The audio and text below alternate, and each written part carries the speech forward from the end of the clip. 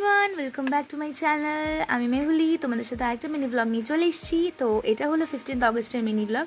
তো আমাদের অনেকদিন ধরেই প্ল্যানিং করা ছিল যে আমরা একটা স্মল আউটিং টাইপের যাব সবাই মিলে। তো আমরা ডায়মন্ড হারবার যাওয়ার মানে প্ল্যান ছিল, তো সেখানেই আমরা গেছিলাম। তো যাওয়ার পথে আমরা ঠিক করলাম যে একটা ফ্ল্যাগ লাগানো যাক গাড়িতে। তো ফ্ল্যাগটা লাগিয়ে আমরা বেরিয়ে পড়েছিলাম যাওয়ার জন্য। তো অনেকটাই বেশ গরম পড়েছিল ওই টাইমটাতে, মানে আমরা যখন যাচ্ছিলাম প্রচণ্ড রোদ ছিল, কিন্তু তারপরে আবার পরের দিকে ফেরার সময় বৃষ্টিও পড়েছিল।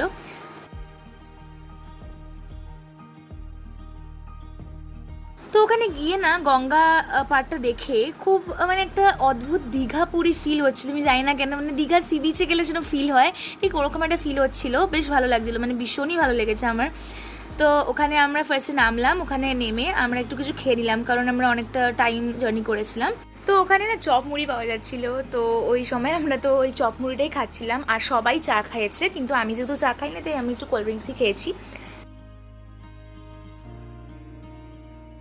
গঙ্গার ধারে বসে এই ব্যাপারটা ফিল করাটা মানে ভীষণই ভালো লাগছিলো আমাদের, মানে খুব সুন্দর নৌকাও যাচ্ছিল।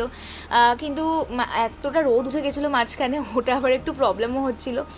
তো যাই হোক, ঘুরতে গেলে একটু তো কষ্ট করতেই হবে।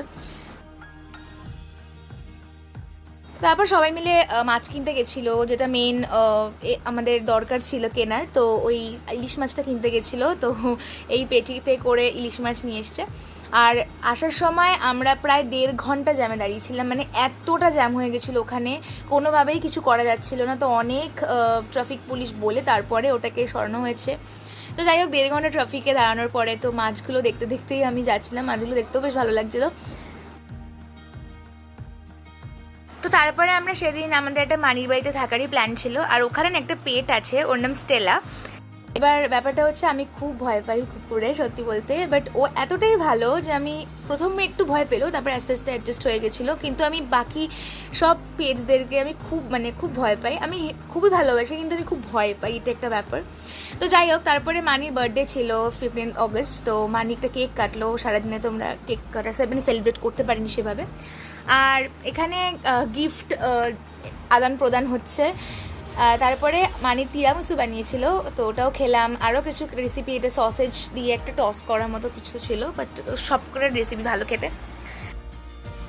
আর 16th অগস্ট আমার মেশোর আর আরেকটা মানির বার্থডে ছিল, তো আমরা রাত 12টায় সেই কেকটাও কেটে নিয়েছিলাম। So yeah, that's it for today. Bye bye, please like and subscribe my channel.